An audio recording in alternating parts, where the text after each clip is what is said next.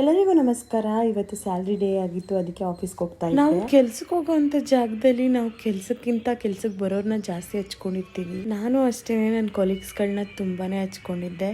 ಎಲ್ಲರ ಹತ್ರನೂ time ಸಿಕ್ತಾಗೆಲ್ಲ time spend ಮಾಡ್ತಾ ಇದ್ದೆ. ಈ ಆಫೀಸಲ್ಲಿ ನಂದು ಕೊನೆ ದಿನ ಆಗಿತ್ತು. ಅವ್ರಿಗೆ ಯಾರಿಗೂ ಗೊತ್ತಿರ್ಲಿಲ್ಲ ನಾನು ಕೆಲಸ ಬಿಡೋದು. ಕಾರಣಾಂತರಗಳಿಂದ ಯಾರಿಗೂ ಹೇಳ್ದೆ ಕೇಳ್ದೆ ಕೆಲಸ ಬಿಡೋಂತ ಪರಿಸ್ಥಿತಿ ಬಂತು. ನಿಜವಾಗ್ಲೂ ಈ ಆಫೀಸಲ್ಲಿ ಆದಂತ ಎಕ್ಸ್ಪೀರಿಯನ್ಸ್ ತುಂಬಾನೇ ಚೆನ್ನಾಗಿತ್ತು. ಪರಿಚಯ ಆದ ಅಷ್ಟು ಜನರಲ್ಲಿ ಒಳ್ಳೆಯವರು ಇದ್ರು, ಕೆಟ್ಟವರು ಇದ್ರು. ನಂಗೆ ಗೊತ್ತಿರ್ಲಿಲ್ಲ ನಾನು ಎಷ್ಟು ಬೇಗ ಈ ಆಫೀಸ್ ನ ಬಿಡ್ತೀನಿ ಅಂತ. ಇಲ್ಲೇ ತುಂಬಾ ದಿನ ಕೆಲಸ ಮಾಡ್ಬೇಕು ಅಂತ ಅನ್ಕೊಂಡೆ, ಬಟ್ 2 ತಿಂಗಳಿಗೆ ನನ್ನ ಜರ್ನಿ ಮುಗ್ದೋಗುತ್ತೆ ಇಲ್ಲಿ ಅಂತ ಗೊತ್ತಿರ್ಲಿಲ್ಲ. ಕಾರಣಾಂತರಗಳಿಂದ ನಾನು ಕೆಲಸ ಬಿಡ್ಲೇಬೇಕು ಅನ್ನೋ ಪರಿಸ್ಥಿತಿ ಬಂತು. ಹಾಗಾಗಿ ಸ್ಯಾಲ್ರಿ ತಗೊಂಡು ಕೆಲಸ ಬಿಟ್ಬಿಟ್ಟೆ. ಆಫೀಸ್ ಬಿಟ್ಟು ಬರ್ಬೇಕಾದ್ರಂತೂ ತುಂಬಾನೇ ಕಣ್ಣೀರ್ ಬರ್ತಾ ಇತ್ತು ನಂಗೆ. ಯಾರು ಏನೇ ಹೇಳಿದ್ರು ಅನ್ನೋ ತರ ಪರಿಸ್ಥಿತಿ. ಎಲ್ಲಾರನು ತುಂಬಾ ಮಿಸ್ ಮಾಡ್ಕೋತೀನಿ ನಾನು. ನಿನ್ನೆ ಬ್ಲಾಗ್ಗೆ ಸರಿಯಾಗಿ ಮಾಡ್ಕೊಂಡಿಲ್ಲ ನಾನು.